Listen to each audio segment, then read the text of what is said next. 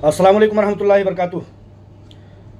हम आह भी करते हैं तो हो जाते हैं बदनाम, हम आह भी करते हैं तो हो जाते हैं बदनाम, वो कत्ल भी करते हैं तो चर्चा नहीं होता। दोस्तों, हरियाणा में अल्पसंख्यकों से ताल्लुक़ रखने वाले 2 IAS ऑफिसरों का खुदकशी और ख़ुदकशी के बाद दोनों ऑफिसरों का 5 पेज और 9 पेज का उनका सुसाइड नोट इस बात की दलालत करती है कि अक़लियतों का इस मुल्क में आह भी करना भी जुर्म हो जाता है। और अगर कोई कत्ल भी कर दे, मिसाल के तौर पर सुप्रीम कोर्ट ऑफ इंडिया में जब चीफ जस्टिस ऑफ इंडिया के ऊपर जूता फेंक दिया जाता है तो उनके पीछे, उन जूता फेंकने वालों के पीछे लाखों करोड़ों की तादाद खड़ी हो जाती है।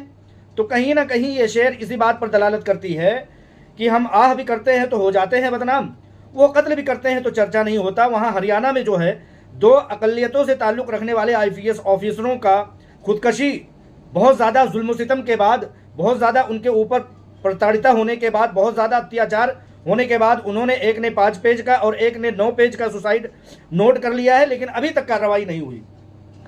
ठीक उसी तरह से वो कत्ल भी करते हैं तो चर्चा नहीं होता। सुप्रीम कोर्ट ऑफ इंडिया में जूता फेंक करके चीफ जस्टिस ऑफ इंडिया को पूरे देश की, पूरी दुनिया के कानून को शर्मसार कर दिया जाता है, उस पर चर्चा तक नहीं होता, एक FIR तक भी नहीं लिखी जाती। क्योंकि इसी तरह से हीरा ग्रुप ऑफ कंपनीज का मामला है। हम सरमायाकार, हम मीडिया से ताल्लुक़ रखने वाले, हम मुसलमान अल्पसंख्यक से ताल्लुक़ रखने वाले अगर अपनी इतनी सी बात रख देते हैं कि साहब, जनाब, हुजूर आली, इज़्ज़त मआब, आप ये समझ लीजिए कि हीरा ग्रुप ऑफ कंपनीज के प्लेटफार्म पर 99% पब्लिक मौजूद है, उनके भी हितों का कुछ ख्याल कर लिया जाए। बड़े आजिज़ी के साथ सलाम करते हुए मैं सुप्रीम कोर्ट ऑफ इंडिया को, उसके जजमेंट को, उसके फैसले को, उसके हुक्मनामे को सरे तस्लीम खम करते हुए मैं हमेशा मानता हूं और मानता रहूंगा, ये चीज़ मेरे वहामो गुमान में भी नहीं है कि सुप्रीम कोर्ट ऑफ इंडिया के किसी भी हुक्म की मानहानि तो दूर की बात है, उसकी तौहीन तो दूर की बात है, उसकी मुखालफत के बारे में सोचना हम अल्पसंख्यकों की भला इतनी औकात हो सकती है। ये चीज़ हकीकत है भारत देश में कि अल्पसंख्यकों को इतनी औकात नहीं है। हम जो है आह भी करते हैं तो हो जाते हैं बदनाम। हमने सिर्फ और सिर्फ ये कहा कि सुप्रीम कोर्ट ऑफ इंडिया ने जिन जजमेंट, जिन हुक्मनामों को दिया है उनका निफाज किया जाए, उनका निफाज करते हुए मामले को तकमील तक पहुंचाया जाए। सुप्रीम कोर्ट ऑफ इंडिया खुद इस बात को कहती है कि हज़ारों सरमायाकारों की, हज़ारों करोड़ रुपए की सरमायाकारी जो है मुअल्लक है, मामला आगे नहीं बढ़ रहा। वही चीज़ तो हम भी कह रहे हैं कि एजेंसियां जो है वो कानून के मुताबिक, जैसा कि सुप्रीम कोर्ट ऑफ इंडिया का हुक्म है, उसको लागू करते हुए मामले की तकमील को पहुंचाएं कानून के तहत। जैसा कि सुप्रीम कोर्ट ऑफ इंडिया कहता है कि PMLA कानून के तहत मामले को आगे बढ़ाया जाए। लेकिन यहाँ तो हीरा ग्रुप ऑफ कंपनीज की CEO की आलमा डॉक्टर नोहरा शेख साहिबा की गिरफ्तारियों पर गिरफ्तारियां हो रही हैं, औने पौने जो है मामलात जो है रफा दफा किए जा रहे हैं। तो इस बात को अगर एक सरमायाकार की हैसियत से अगर मैं कहता हूँ, मेरी ही तरह के लोग ट्वीट करते हैं, सुप्रीम कोर्ट ऑफ इंडिया या एजेंसियों को ईमेल करते हैं, तो वो बहुत बड़े मुजरिम हो जाते हैं। दूसरी तरफ कत्ले के मुजरिम शहबाज अहमद खान और इसी तरह रेप के मुजरिम और इसी तरह मानहानि कोड ऑफ कंटेंट का लागू करने वाला मुजरिम जो है हीरा ग्रुप ऑफ कंपनीज के साथ 10 करोड़ रुपए की मानहानि का केस चलने वाला मुजरिम, वो बड़े धड़ल्ले से इन सरमायाकारों को, मुझ जैसे सरमायाकारों को, जर्नलिस्टों और सहाफ़ियों को गिरफ्तार करने के लिए बड़े धड़ल्ले से कहता है। और उनकी बातों के उसमें जो है सुर में सुर मिलाते हुए, ताल में ताल मिलाते हुए एजेंसियां भी कहती हैं कि कुछ लोग बोल रहे हैं, अरे साहब, इतनी बड़ी ताकत हो आप इतनी बड़ी एजेंसी हो, हम जैसे पत्रकारों के, हम जैसे जो है इन्वेस्टरों के एतराज़ जताने से, एतराज़ तो नहीं जताया, लेकिन हमने कहा कि मामले को फास्ट ट्रैक पर लाया जाए, मामले को तेज़ी से चलाया जाए। इसी चीज़ को आप लोगों को बुरा लग गया। इस बात के लिए अगर बुरा लगता है तो मैं सॉरी कहते हुए इतना बताना चाहता हूँ कि सुप्रीम कोर्ट ऑफ इंडिया के तमाम हुक्मनामों की जो है हम लोगों को, हम अक़लियतों को तस्लीम करना, सरे तस्लीम खम कर देना, सर झुका करके तस्लीम करना, चाहे खुशी से चाहे गमी से, हर हाल में तस्लीम करना हमारी मजबूरी है। बहुत सारे, आज 75 सालों में बहुत सारे कानून आए, बहुत सारे हुक्मनामे आए, हमारे खिलाफ आ गए, लेकिन हमने सरे तस्लीम खम किया। लिहाजा सुप्रीम कोर्ट को यह बावर ना कराया जाए, ये उनके सामने ना बताया जाए कि अल्पसंख्यक होते हुए आवाज़ उठा रहा है। ये चीज़ हम सोच भी नहीं सकते कि सुप्रीम कोर्ट ऑफ इंडिया के हुक्मनामों की तौहीन करें, उसकी मुखालफत करें। सुप्रीम कोर्ट ऑफ इंडिया के हुक्मनामों को नाफिज किया जाए, जल्द से जल्द फास्ट ट्रैक पर नाफिज किया जाए, ये हमारा मुतालबा है। क्योंकि एक सरमायाकार है तो आपको साहब बुरा लग जाता है, बुरा नहीं लगना चाहिए। अगर आप साफ शफाफ कानूनी तरीके से काम कर रहे हैं तो बुरा नहीं लगना चाहिए। सुप्रीम कोर्ट ऑफ इंडिया में पूरे तथ्यों और पूरे हकायक और पूरे सबूत के साथ जाते हुए मामले को मजबूती से नाफिज करना चाहिए, ना कि आपको इस बात से इस बात से आपको बहुत ज़्यादा गर्ज होना चाहिए कि क्या नाम है, इनको गिरफ्तार कर दिया जाए, इनकी तमाम चीज़ों को मुंजमद कर दिया जाए, इनकी तमाम चीज़ों को जो है औने पौने जो है बेच दिया जाए। ये चीज़ नहीं होना चाहिए, मामलों को आगे बढ़ाना चाहिए। हम नाचीज़ अवाम सरमायाकार जर्नलिस्ट बोलते हैं तो बोलते रहेंगे, हमारी क्या औकात है।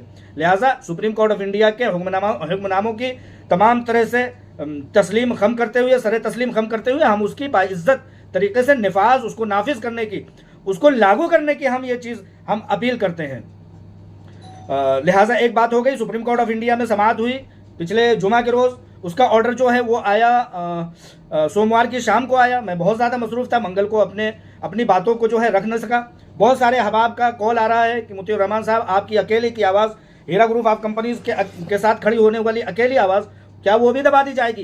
इंशाअल्लाह ताला ऐसा हमने कोई गैर कानूनी काम नहीं किया है। हमने सुप्रीम कोर्ट ऑफ इंडिया के हर हुक्म की इज्जत की है। लिहाजा हमारा खामोश होना, हमारा एहतजाज बुलंद करना, एक सहाफ़ी होने की हैसियत से, एक इन्वेस्टर होने की हैसियत से कहीं तक आलमा डॉक्टर नौहरा शेख साहिबा को कमज़ोर करने की, उनकी ज़ुबान को बंद करने की, जैसा कि बारहा कोशिश किया गया और ये कहा गया कि, और ये कोशिश की गई कि इनके चंद एक हिमायतियों को गिरफ्तार कर लिया जाए, इनके खिलाफ मुकदमात चला दिए जाएं। बराह करम ऐसा मत कीजिएगा, और ऐसा होने वाला भी नहीं है। आलमा डॉक्टर नौहरा शेख साहिबा अकेली नहीं है। आलमा डॉक्टर नौहरा शेख साहिबा 1,72,000 अफराद में से 1,70,000 अफराद के साथ खड़ी है। 1,70,000 अफराद उनके साथ खड़े हैं, और आवाम की जो करोड़ आबादी उनके साथ हिमायत के तौर पर खड़ी है, वो इंशाअल्लाह ताला खड़ी रहेगी।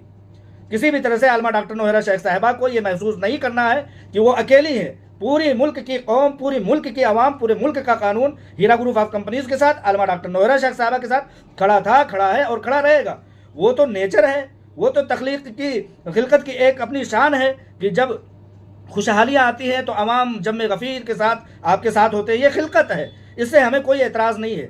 चंद एक लोग ही हिजरत में आपके साथ होते हैं, तो चंद एक लोग ही का हिमायत करना ही आपकी हक्कानियत का सबूत होता है। और बड़ी तादाद का खड़ा हो जाना किसी भी सिमते उसके हक का, उसके सच होने का सबूत नहीं है। बहुत बड़ी तादाद हमारे साथ नहीं है तो क्या हुआ। लिहाजा डिपार्टमेंट का ये चीज़ कि हम उनके इक़दाम की तौहीन कर रहे हैं, ऐसा हरगिज़ नहीं। डिपार्टमेंट अपना काम करे, अपना काम करता जाए और फास्ट ट्रैक पर काम को चलाता हुआ जाए। और ये चीज़ भी हम नाचीज़ लोगों की ये बात भी आप तस्लीम कर लें कि जो सुप्रीम कोर्ट ऑफ इंडिया ने हीरा ग्रुप ऑफ कंपनीज के मामले में ये कहा है कि PMLA कोड के तहत आगे बढ़ा जाए, तो हम कहते हैं, हम भी वही कहते हैं कि सुप्रीम कोर्ट ऑफ इंडिया के हुक्मनामों के मुताबिक PMLA कोड के, PMLA एक्ट के तहत, कानून के तहत आगे बढ़ा जाए। हम भी तो यही कहते हैं कि एजेंसियों के जरिए से जो तादाद, जो लिस्टिंग, जो अमाउंट किया गया है, उनकी साफ शफाफ तरीके से PMLA कोर्ट में सुनवाई होते हुए, ट्रायल होते हुए उस चीज़ को शॉर्ट आउट किया जाए।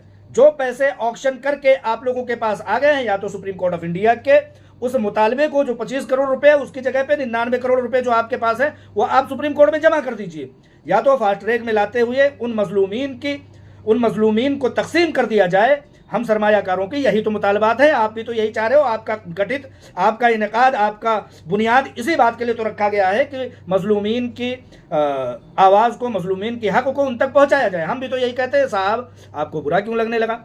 बुरा नहीं लगना चाहिए अगर आप कानून के तहत चल रहे हैं तो। सुप्रीम कोर्ट ऑफ इंडिया के हुक्म की तौहीन हम नहीं करते। सुप्रीम कोर्ट ऑफ इंडिया का हुक्म हमारे सर आंखों पर रखते हुए हम ये कहते हैं कि वो लिस्ट जिसके ताल्लुक से कंपनी कहती है कि 50 करोड़ रुपए में सिमट जाने वाला है, उसको फास्ट ट्रैक में लाते हुए PMLA कोड के मुताबिक, PMLA कानून के मुताबिक उसको शार्ट लिस्टेड किया जाए। 640 करोड़ रुपए हैं आप लोग कह रहे हैं, मैं इसको मान जाऊंगा अगर सुप्रीम कोर्ट ऑफ इंडिया की टीम के सामने आप उस चीज़ की शॉर्ट लिस्टिंग करें। आपसे जब ये कहा गया कि ये इस लिस्ट में 5-5, 10-10 बार एक लोगों के नाम आए हैं, तो आपने ऐसा JPG उसका बनाया, ऐसा JPG बनाया कि कोई मार्कालाल उसको किसी भी सॉफ्टवेयर से जो है उसको जो है रीडेबल नहीं कर सकता। तो लिहाजा मैं रीडेबल नहीं कर सकता, लेकिन इतनी आवाज़ तो उठा सकता हूँ कि CA की एक टीम बिठाई जाए, चार्टर्ड अकाउंटेंट की एक टीम बिठाई जाए। उस चार्टर्ड अकाउंट की एक टीम के जरिए से जिन लोगों के नाम 12 आए हैं, 2 बार, 3 बार, 4 बार, 50 बार आए हैं, उनको सिंगल टाइम कर लिया जाए। उनके अमाउंट को जो है, जो उन्होंने कमा लिया है, जब अदम एतमाद जाहिर किया है कंपनी पर उन सरमायाकारों ने जिन्होंने क्लेमेंट किया है, तो उनके अदम एतमाद के मुताबिक उनके उन अमाउंट को मख्फी कर दिया जाए, कम कर दिया जाए, माइनस कर दिया जाए।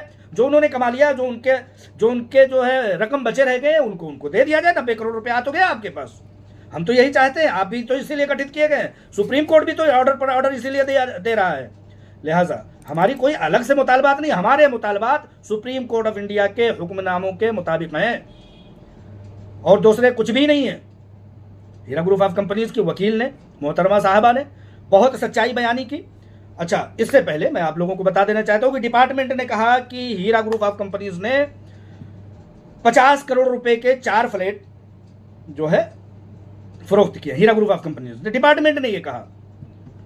जब गौर किया गया, हीरा ग्रुप ऑफ कंपनीज के करीबी लोगों से पूछा गया तो कहा गया इस बात में कहां तक सच्चाई है। तो उन्होंने कहा कि देखिए, आप इतना सिर्फ सोचिए, और जब मेरी समझ में आया तो मैं आप लोगों को ये बात कहता हूं, इतनी सी बात समझ में आई, समझ लीजिए कि एक तरफ डिपार्टमेंट ऑक्शन करता है 25-25 प्रॉपर्टियों को, और ऐसी प्रॉपर्टी, बहुत ध्यान से सुनिए, दोबारा नहीं कहूंगा, ऐसी ऐसी प्रॉपर्टी को जो शहर के एकदम कल्ब पे, दिल पर वाक़ हैं, और समझिए कि ऑफिशियल कॉरपोरेट ऑफिसेस हजारों गज स्क्वायर फीट और स्क्वायर गज में, हजारों गज में वाक़ 10-10 मंजिला ऑफिस, जिसकी ऑक्शन टावर्स का ऑक्शन, और ऑक्शन के बाद उसकी नीलामी, उसकी कीमत पहुंचती है 90 से 100 करोड़ रुपए के दरमियान। और हीरा ग्रुप ऑफ कंपनीज की तरफ से जो कहते हैं, इल्जाम लगाया जाता है कि फ्लैट बेचा गया है, 4 फ्लैट की कीमत 50 करोड़ रुपए। जब हीरा ग्रुप ऑफ कंपनीज से पूछा गया तो उन्होंने कहा कि कैसी मजाका खेज बात है, कॉर्पोरेट ऑफिस हजारों स्क्वायर गज में, उसकी कीमत जो है, 10 ऑक्शन की गई प्रॉपर्टीज की कीमत 100 करोड़ रुपए के अंदर ही अंदर, और 4 फ्लैटों की कीमत जो है वो 50 करोड़ रुपए। मामले को तूल देने के लिए क्या से क्या कहे जा रहे हैं। किसी ने कहा कि कौवा कान ले गया, आप लगे भागने, एक बार अपना कान पकड़ के देख तो लेते कि कौवा कान ले गया कि नहीं ले गया। जब सुप्रीम कोर्ट ऑफ इंडिया पूछता है कि सबूत कहाँ है, किस अकाउंट में पैसे आए, तो इन तमाम बातों के जवाब में नदारत, कोई प्रूफ नहीं, कोई सबूत नहीं। कहा गया कि आप जो है इनके अकाउंट को फ्रीज कर दीजिए। किस अकाउंट को फ्रीज कर दें? 50 करोड़ रुपए का बताते हैं कि 70% अमाउंट जो है कैश। कौन सा बेवकूफ था? अरे 50 रुपए नहीं थे, 50,000 नहीं थे, 50 लाख नहीं थे, 50 करोड़ आपने बताया है, और उसके 70% अमाउंट जो है कैश में दिया गया। चलो ठीक है, मैं मानता हूँ 70 करोड़ रुपए आप कहते हैं कि 70% अमाउंट जो है वो कैश में दिए गए, तो 30% जिन अकाउंट्स में दिए गए उसकी तफसीलात तो दे दिए होते। खैर, ये बातें समझ में आने वाली नहीं है। जैसा कि हीरा ग्रुप ऑफ कंपनीज के करीबी लोगों से हमने पूछा, एक जर्नलिस्ट होने की हैसियत से जब पूछा गया तो कहा कि इस बात में कोई सच्चाई नहीं है। अगर सच्चाई होती तो अकाउंट, वो शख्स जिसने खरीदा बेचा है, उसने प्रूफ, 50 करोड़ रुपए का ट्रांजैक्शन करने वाला 70% जो है अमाउंट जो है वो यूं ही अनऑथोराइज्ड, बगैर अकाउंट, बगैर चेक, बगैर डीडी, बगैर ट्रांजैक्शन, बगैर किसी सबूत के वो दे देगा, और आपके पास कोई सबूत भी नहीं है। 1 महीने का सबूत लिया जाता है। लिहाजा हीरा ग्रुप ऑफ कंपनीज के सरमायाकारों को बता दूं कि आपकी कंपनी हक पर है, और वो हर एक चीज़ को, ये बात इल्ज़ाम गलत है कि वो चीज़ों को जो है वो हिमायत नहीं कर रही है। बिल्कुल हिमायत कर रही है। उन्होंने तो खुद कहा कि मुझसे बायर नहीं लाए जा रहे हैं, इतनी बड़ी बड़ी प्रॉपर्टीज़ हैं, हमारे साथ बायर नहीं खड़े होने। आप भी ऑक्शन करके देख लो, ऑक्शन हो भी रहे हैं और नहीं भी हो रहे हैं, और कुछ लोग आ भी रहे हैं तो वो लोग चले जा रहे हैं। इस बात से भी सवाल उठता है कि आपके ऑक्शन कितने पानी में हैं कि लोग आ रहे हैं, जा रहे हैं, और टावर्स बिके जा रहे हैं। उनके अमाउंट जो है 100 करोड़ रुपए के, और हीरा ग्रुप जो है वो 4 फ्लैटों की कीमत 50 करोड़ रुपए में। कुछ समझ में आने वाली बात नहीं है। इन सब चीज़ों के जवाब में अपनी जो वकीला थी मोहतरमा, उन्होंने बहुत हक गोई का साथ ही दिया। उन्होंने कहा कि अगर 50, कुछ समझ में आने वाली बात नहीं है। उनका लहजा जो था वो कुछ ऐसे ही था कि कुछ समझ में आने वाली बात नहीं। अगर 50 करोड़ रुपए का अमाउंट इकट्ठा हुआ होता तो 25 करोड़ रुपए दे करके आपके हुक्मनामे की तामील न कर लिया जाता साहब। तो यही हुआ कि ठीक है, एक वक्त जो है 1 महीने का, उसमें जो है एक बार फिर से हाजिर होंगे और तमाम सबूतें और तमाम गवाहों की बिनाद पर उन चीज़ों को कर लिया जाएगा। मैं समझता हूं कि अगर ये बात सिर्फ अफवाहों के पीछे, अफवाह फैलाने वालों के पीछे, कि किसी ने आकर के कहा कि बिक गया फलाना फ्लैट ईडी के, उसमें मैं इस बात को बड़े सबूत के साथ और बड़े प्रूफ के साथ मैं जानता हूं कि ईडी की प्रॉपर्टीज़ को बेचना तो दूर की बात है। जब हैदराबाद की टोली चौकी की ज़मीनों पर जा करके वहाँ पर इंक्रोचमेंट हो रहा था, जब हम कुछ लोग गए, इत्तेफाक से मैं वहीं था, जब मुझे पता लगा, जब वहाँ पर गए तो 3-3 गाड़ियाँ पहुँच गई। सिर्फ हम उस गेट को खोल करके अंदर घुसे थे, 3-3 गाड़ियां पुलिस की भरी हुई 50 लोगों की तादाद की आ गई, और कहा कि आनंद फानंद चलिए जो है थाने। और यहाँ पर सिर्फ कदम रखा जाता है, 3-3 गाड़ियां आ जाती हैं पुलिस वालों की, और वहाँ पर 50 करोड़ रुपए की नीलामी कर दी जाती है अटैचमेंट के दरमियान में, और किसी को कानों कान खबर नहीं है, और पैसे भी 70% जो है अमाउंट ले लिए गए। कुछ समझ में आने वाली बात नहीं है। तो लिहाजा हम हीरा ग्रुप ऑफ कंपनीज के मजलूमीन के ऊपर, हम हीरा ग्रुप ऑफ कंपनीज के सरमायाकारों के ऊपर ये इल्ज़ाम बराह करम न लगाया जाए कि हम कोर्ट की मानहानि कर रहे हैं। हम अपने हक की तलबी कर रहे हैं। आप लोगों से ये बस नहीं चलता कि हीरा ग्रुप ऑफ कंपनीज का मामला सुप्रीम कोर्ट में चल रहा है, जिसके ऊपर हितके इज्जत 100 करोड़ और 10 करोड़ रुपए की मानहानि का केस चल रहा है। वो लोगों की जुबानें बंद कर सकें, मजलूमीन की, जिनके की पैसे लगे हुए हैं, जिनके जो कि कंपनी को खड़ा करना चाहते हैं, जो कंपनी के अकेले तनहा और किसी न किसी तरह से वो हिमायती हैं, उनकी भी जुबानें बंद कर दी जाएं। साहब, सुप्रीम कोर्ट ऑफ इंडिया का इल्ज़ाम लगा करके आप ये गलत बयानी तो ना करें। हम आह भी लेते हैं तो हो जाते हैं बदनाम, और जो है वो कत्ल भी करते हैं तो चर्चा नहीं होता। इसी दरमियान में एक लतखोर वकील आता है मुंबई से और अपनी सस्ती शोहरत और टीआरपी के लिए इस जो है सुप्रीम कोर्ट के वक्त को बर्बाद करने और वक्त को जो है ख़राब करने के लिए उसमें घुसता है और कहता है कि जो है मुझे जान से मारने की। अरे मैंने बहुत पहले कहा था कि नालतू फालतू लोगों को उंगली लगा करके क्या फ़ायदा। वो तो बेइज्जत वकील, ब्लैकमेलर, जिन लोगों ने तुम पर भरोसा किया, तुमने उन्हीं को जो है ठग लिया, लाख रुपए उनसे समझौते के ले लिए, मुकदमात दायर किए झूठे झूठे, और जा करके कह रहे हो वहाँ थ्रेटिंग। तुम्हारी औकात क्या है, चप्पल खोर वकील। ऐसे ऐसे गली कोचे के वकील आ जाते हैं और आकर के सुप्रीम कोर्ट का वक्त ज़ाया करते हैं इन लोगों के ऊपर। खैर, जज साहब को सलाम है कि उन्होंने कहा कि दूर हो जाओ मेरी नज़रों से। बहुत बेइज्जत करके उन्होंने वहाँ से इस वकील को, मुंबई से आए हुए वकील को, जो कि गली कूचे का वकील है, बेइज्जत लतखोर, उसको बहुत ही मुनासिब जवाब दिया और कहा दूर हो जाओ, जाओ जहाँ का मामला है वहीं पर सुनो। सुप्रीम कोर्ट तुम्हारे चप्पल जूते का हिसाब करेगा, बेवकूफ़ वकील।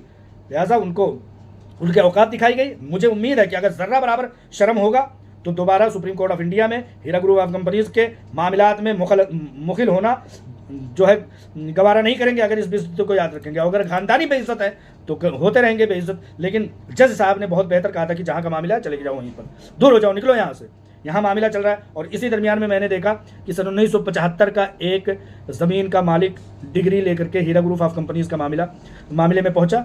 दोस्तों, इस बात में बड़ी ही बावसूख अंदाज में इतना कहना चाहता हूँ कि मामला चला था सुप्रीम कोर्ट में, मामला चला था कोर्ट में लोगों के पैसे की देनदारी लेनदारी पर। मामला चला था सब्र करने वालों, कंप्लेन करने वालों को पैसों की अदायगी के लाए हैं अमल पर। मामला चला था हीरा ग्रुप ऑफ कंपनीज की हक्कानियत पर, उसकी सच्चाई पर या उसके करप्शन पर। लेकिन एफआईआर पर एफआईआर तो ब्लैकमेलर कराए जा रहे हैं, जो है जेल पर जेल कराने की कोशिशें की जा रही हैं, और सब्र करने वालों को, बहुत सारे लोगों को पैसे मिले अल्हम्दुलिल्लाह। और जिनको कहा जा रहा था कि 3 दिन के अंदर अंदर तुमको पैसे मिल जाएंगे, उन लोगों के इन तमाम मामलात की आवाम देख ले। ये मैं दिखाना चाहता हूँ कि आवाम देख ले कि मामला कहाँ से चला था। हम लोग बहुत बहुत आजिज़ाना अंदाज में कहते थे कि ये कोर्ट कचहरियाँ, बहुत दूर तक मसला चलता है, जो मसला नहीं होता है वो मसला भी यहाँ पर आ जाता है जिंदा होकर के। हमने कुछ सीरीज़ देखी थी, फिल्में देखी थी, एक जिंदा आदमी, उसको मृत घोषित कर दिया जाता है। वो अपने जिंदा होने का प्रूफ लेने के लिए पूरे मुल्क की कानून कचहरियाँ जो है खंगाल डालता है, लेकिन उसी शख्स से ये कहा जाता है कि तुम तो मर चुके हो, तुम्हें कैसा जो है जिंदा होने का सबूत हम दे, तुम तो मर चुके हो, हालांकि सामने आदमी खड़ा है। तो ये मामला कोर्ट कचहरियों का इसी तरह से है, जैसा कि वो किताबों में आता है कि ये कानून जो है ना, ये मकड़ी का जाला है। इन मकड़ी के जालों में से बड़े बड़े जानवर उसको चीड़ फाड़ करके निकल जाते हैं, लेकिन छोटे छोटे कीड़े मकोड़े उसमें फंस जाते हैं। तो मामला चला था हीरा ग्रुप ऑफ कंपनीज का सरमायाकारों का 3 दिन में पैसा देने का, 3 दिन के अंदर मामला की तस्फिया का, हीरा ग्रुप ऑफ कंपनीज की सीईओ को जेल भेज देने का। वो जेल से, जैसा कि ऑनरेबल वकील साहबा ने, हमारी वकील हीरा ग्रुप ऑफ कंपनीज की वकील साहबा ने कहा कि किस चीज़ की सज़ा बाकी रह गई, हज़ारों दिन तो वो जो है जेल में रह करके आ गई है, किस चीज़ को टार्चर करना चाह रहे हो, किस चीज़ का जो है सख्ती चाह रहे हो। वो तो ऑलरेडी सजाएं दे चुकी हैं, तमाम चीज़ें हो चुकी हैं, एफआईआर हुई है, गिरफ्तारी हुई, मुकदमा चले, lower court, high court, supreme court तक मामला पहुंच गया। लोगों के पैसे देने की कोई भी नाम, कोई भी काम एजेंसियां नहीं कर रही हैं। मामला आ गया है प्रॉपर्टी और प्रॉपर्टी, जायदाद और जायदाद।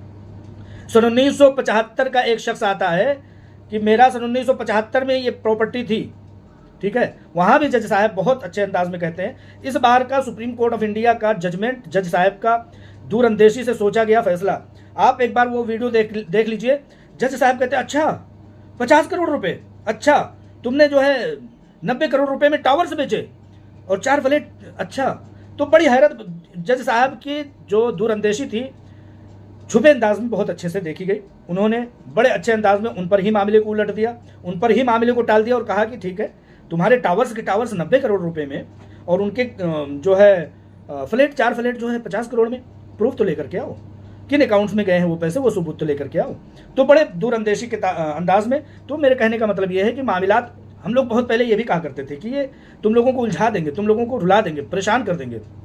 जिन लोगों ने कंप्लेन किया उनकी आवाज़ें आज रुधी हुई हैं, उनकी आवाज़ें ख़त्म हो रही हैं। ठीक है, तो हम लोगों ने कहा था कि ये मामला ब्लैकमेलरों के हाथों में प्रॉपर्टीज़ का, हीरा ग्रुप ऑफ कंपनीज़ का बेहतरीन से बेहतरीन properties, Heera group of companies की प्रॉपर्टीज़ को ब्लैकमेलर करप्ट लोग लूट लेना चाहते हैं, उसकी मालियत को ख़त्म कर देना चाहते हैं, उसके सूद से पाक तिजारत को ख़त्म कर देना चाहते हैं। यहूदी लॉबी सूद से पाक तिजारत को ख़त्म कर देना चाहती है, यही मामला है। लेकिन लोग मानते नहीं थे। आज आ गई ना, सन 1975 से कब्र से उठ करके लोग आ रहे हैं ज़मीनों को मांगने के लिए, जबकि उनके पास कोई सबूत नहीं है। जज साहब कह रहे सीधे करें चले जाओ हाई कोर्ट में, चले जाओ लोअर कोर्ट में, चले जाओ अपने तेलंगाना की कोर्ट में, बुरी तरह से फटकार करके भेज रहे हैं। लिहाजा लायक मुबारकबाद हैं वो लोग कि हीरा ग्रुप ऑफ कंपनीज के साथ लाख लोग करोड़ों से करोड़ मालियत लगा करके सूद से पाक तिजारत की हिमायत में अल्हम्दुलिल्लाह खड़े हैं।